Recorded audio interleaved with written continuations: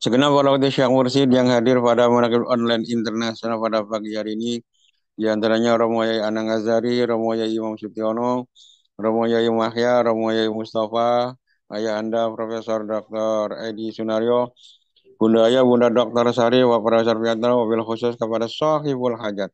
Pada pagi ini adalah orang tua kita, Ibu Haja Ira Prawira Bisa dan seluruh keluarganya. Semakin diberikan keberkahan semuanya, segalanya, selamanya. Dari Allah melalui guru-guru kita, bil khusus melalui pengacara. Ikhwan akhwat yang dimuliakan Allah Subhanahu wa taala.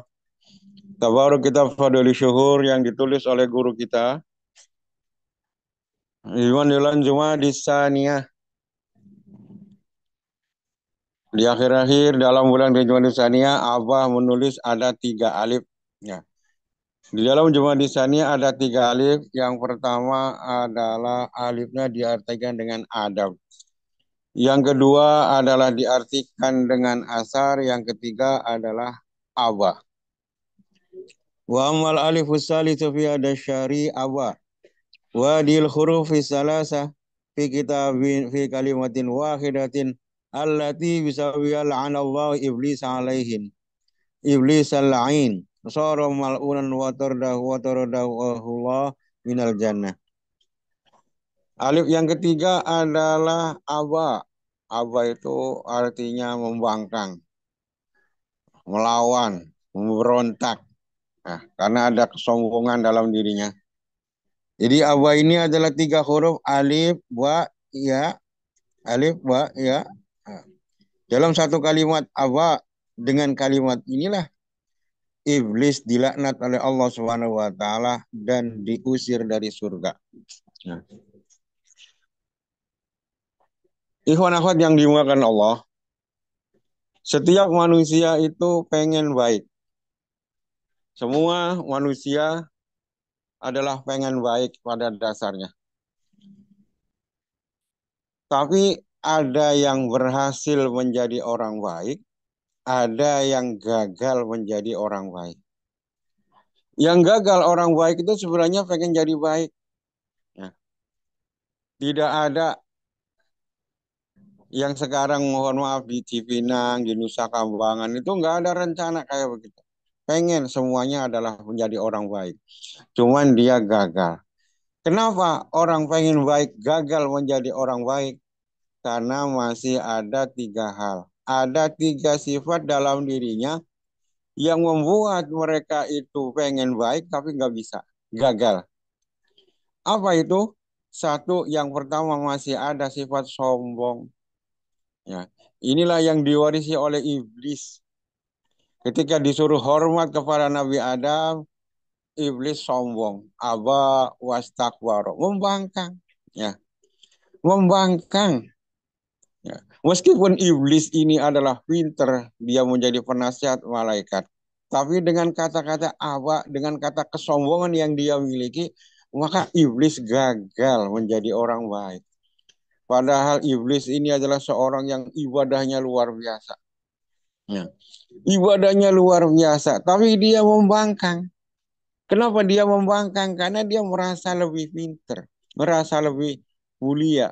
Ya, wastakbaru, ada kesombongan dalam dirinya.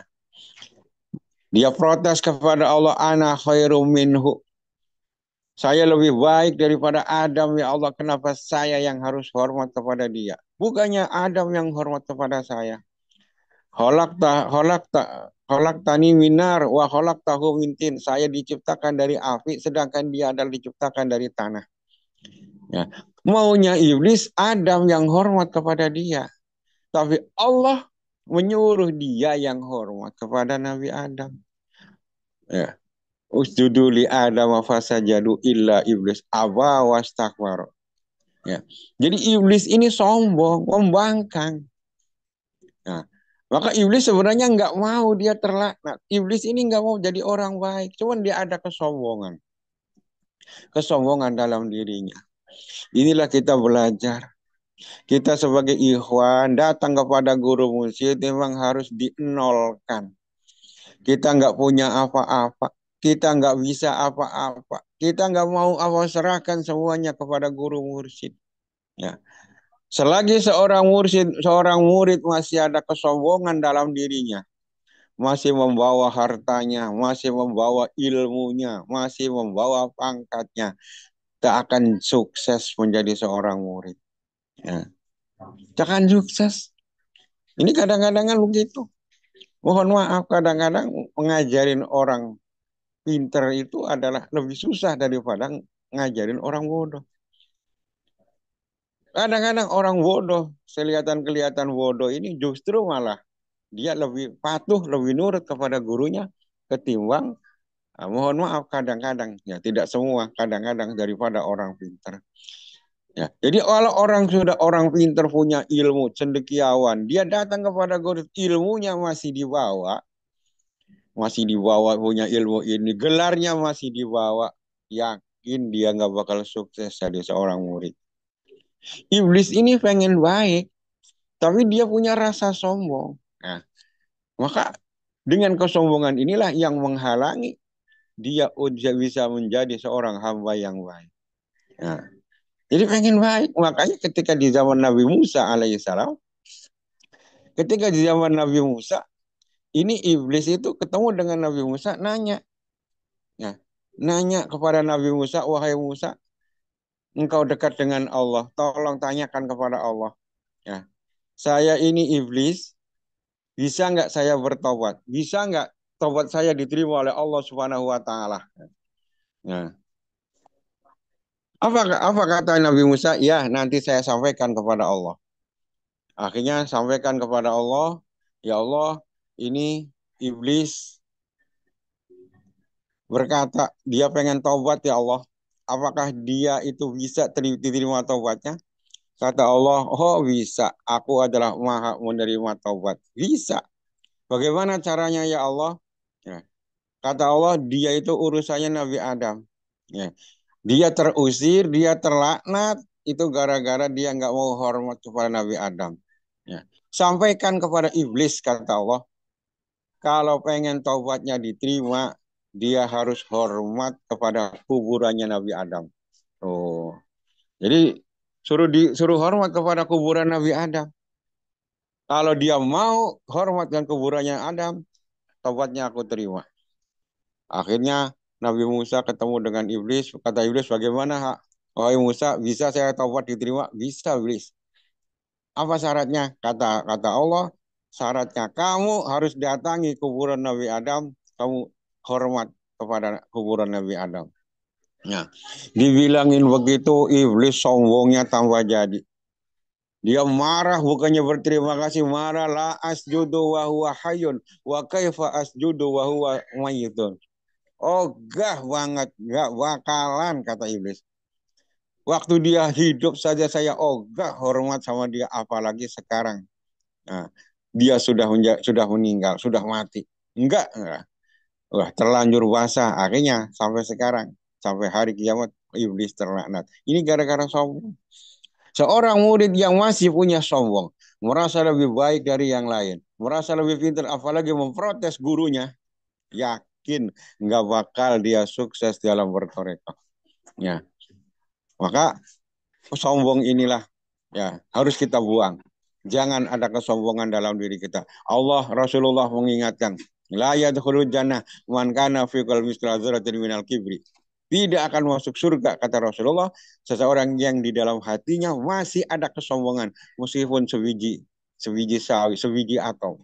Ya, sebiji atom, sekecil apapun. Kesombongan akan mencegah kita, menghalangi kita untuk masuk surganya Allah Subhanahu wa taala. Yang kedua, orang baik, orang pengen baik, tapi dia bisa gagal itu karena punya sifat namanya rakus. Ya, jadi orang rakus. Rakus ini adalah menghalangi kesombongan, menghalangi orang baik pengen jadi baik, menghalangi manusia pengen baik.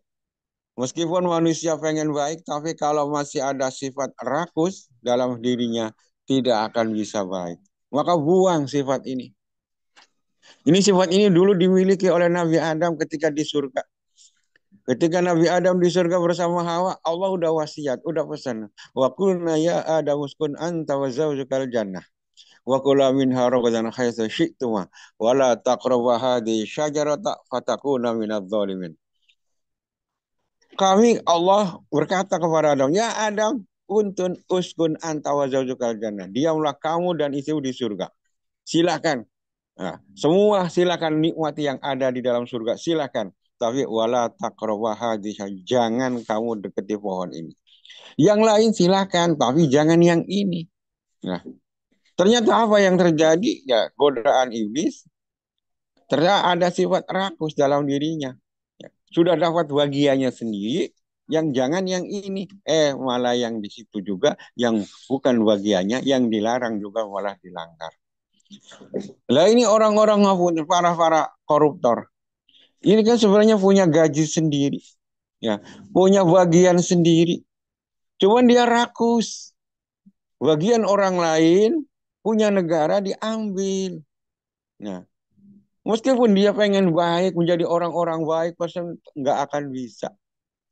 Buang sifat rakus. Supaya kita benar-benar menjadi orang baik. Makanya kita selalu zikir la ilaha illallah. Sombongnya hilang. La ilaha illallah. Rakusnya hilang. Nah, yang ketiga, yang menjadi penghalang manusia untuk bisa menjadi baik adalah ada sifat iri dengki. Iri dengki ini menghalangi kebaikan. Ya. Selagi manusia ada iri dengki dalam dirinya, meskipun dia pengen jadi orang baik, nggak akan bisa jadi baik. Siapa yang pertama kali iri dengki? Qabil. Ya. Qabil. Qabil. Ya. Anaknya Nabi Adam alaihissalam. Nabi Adam punya anak pasang-pasang laki perempuan. Dan syariatnya Nabi Adam waktu itu pokoknya jangan dinikahin dengan kembarannya. Harus diselang-seling. Lah pada waktu itu adalah Qabil punya kembaran cantik namanya Demimah. Ya. Kemudian adiknya Habil punya kembaran juga namanya Iklimah. Harus diseling. Peraturannya Habil harus nikah dengan Demimah, Qabil dengan Iklimah. Tapi Qabil nggak mau. Nggak mau, ngiri kepada Habil. Ya, kenapa yang cantik dikasihkan ke Habil, sedangkan saya dapatnya yang kurang cantik. Ya. Tapi itulah ketentuan dari Allah. Lah karena iri dengki dari si Qabil inilah, maka Habil, ya, Habil dibunuh oleh Qabil karena iri dengki. Ini kita juga begitu. Manusia kalau masih ada iri dengki dalam hatinya, nggak akan bisa jadi orang baik. Tetangga kita beli ini, curiga. Tetangga kita punya ini, diteliti. Tetangga kita beli ini, waduh panas. Nah, tetangga bikin rumah gedong, monyong. Tetangga beli gelang, meriang. Ya, tetangga beli parabola, dia beli paramek. Udah nggak ada. Kalau iri dengki itu nggak selesai-selesai. Ya, nggak akan selesai. Iri dengki ini merusak hati kita. Seorang murid kalau masih ada iri dengki, nggak bakal jadi baik. Maka diberantas, dihilangkan dengan zikir hafid dan zikir la ilaha illallah. Qabil yang pertama iri. Lah kita ini harus, guru kita sering dalam kitab hadis ada qaf itu qanaah, menerima, ya. Menerima, semua kita ini punya bagian masing-masing, harus menerima. Semua punya bagian masing-masing. Jangan ngiri kepada orang lain. Ya, jangan punya rasa iri dengki. Ini menghalangi kebaikan kita, menghalangi kita jadi orang baik. Meskipun orang itu pengen, saya pengen jadi orang baik. Tapi kalau iri ini, sifat iri, hasud ini tidak dibuang, tidak dihilangkan, yakin dia nggak bakal bisa jadi orang baik. Maka luar biasa yang diajarkan oleh Buddha. Zikir ini, zikir jahat dan zikir khafi, akan menghilangkan ketiga sifat yang menjadi penghalang itu. Kesombongan, ya, kemudian kerakusan dan iri dengki akan musnah, akan hilang dengan selalu kita istiqomah zikir la ilaha illallah.